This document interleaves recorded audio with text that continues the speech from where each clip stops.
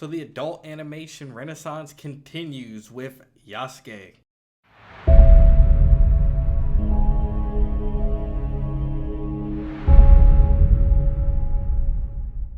Yasuke is based on the legendary black samurai Yasuke.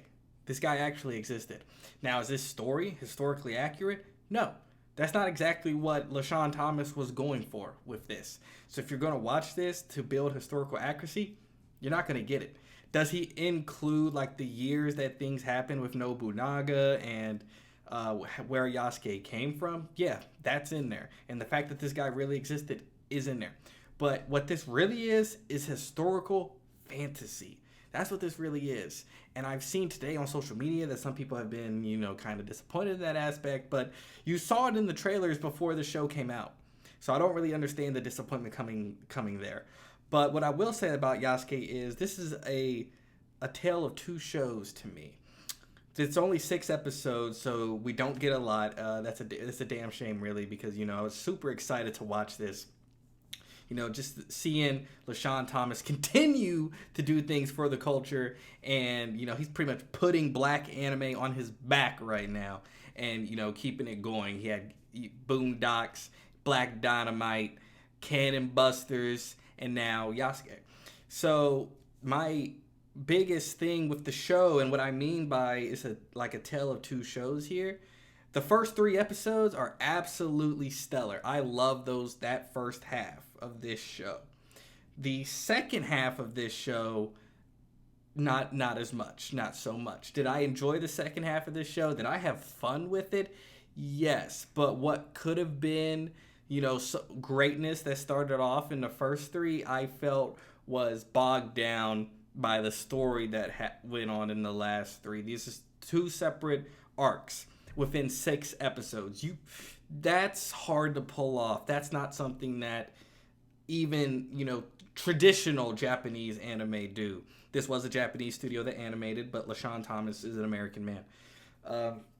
So that was a big issue here. I will say that the storyline in the first 3 episodes I felt should have been the storyline for all 6. And what I felt that LaShawn Thomas should have done here with the show was, instead of having 2 separate arcs, like 2 separate kind of stories that play out here, what he should have did was did what Castlevania Season 1 did.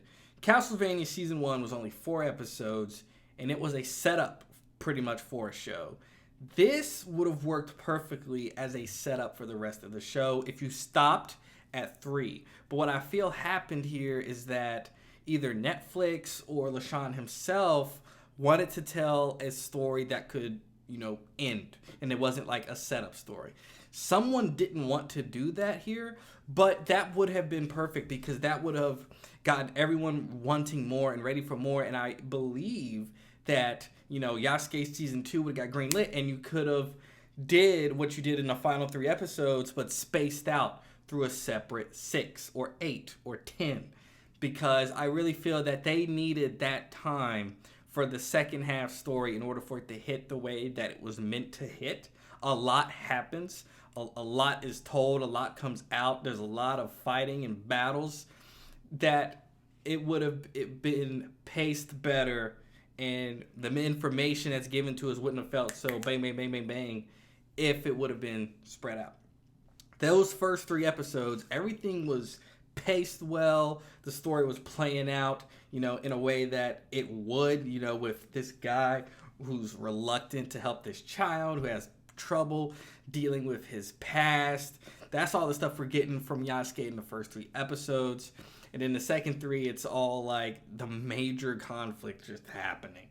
And, we get like the main villain coming in. And I'm like, where the fuck did you come from?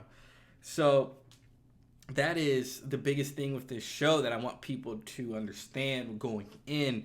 You're going to love the first 3 episodes. I loved it. You'll love it. Those last 3, you're probably going to be like, this is an entirely different show almost. But the main character is what you're here for, Yasuke. And Lakeith Stanfield does a good job voicing him. The entire voice cast does a good job.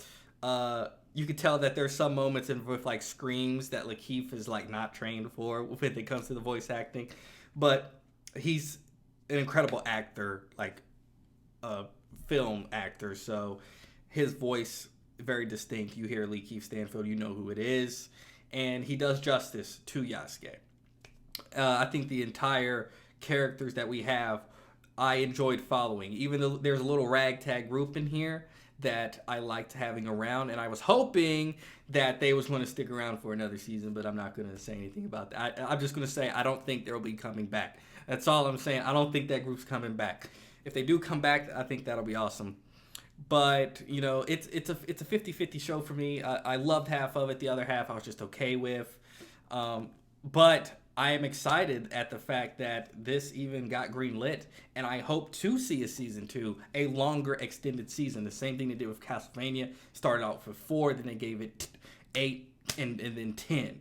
So I think with a 10 episode season, I think LaShawn Thomas will shine because he'll have the time to build up that world that he built here and showcase it and tell the story in a better pace than those last 3 episodes were.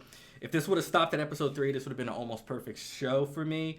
But it's a very good show, not a great show like I felt it could have been. So I hope you guys do watch the show, though. It is a watchable. Yes, it's an enjoyable show, even with the split in the second half. I believe it's enjoyable. So go watch Yasuke on Netflix right now. Support what is going on with adult animation and LaShawn Thomas carrying black anime on his back. So thank you for watching the video. Go watch Yasuke, and I will see you all next time.